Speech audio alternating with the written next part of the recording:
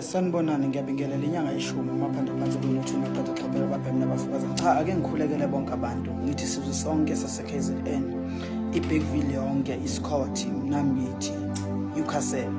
Nginenkonzo enkulu laphana eHamrock eHall, inkonzo enkulu zokukhalisa imali, inkonzo yokuvala unyaka. Bantu baseBergville nonke cela siphelele eHamrock size nenkonzweni yokuvala unyaka.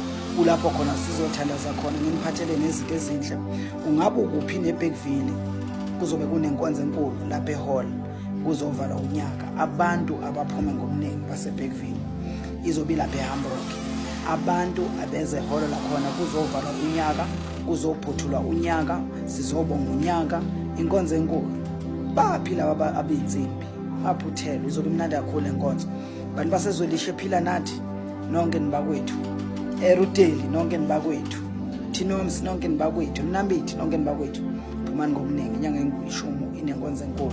Abantu ke abeze uvalwa unyaka eHamrock. Indawo zonke wozokhuleka nathi, wozobethelwa, wozolanda izinto zokuqinisa umuzi, wozolanda izinto zakho. Inkosi ikubusise.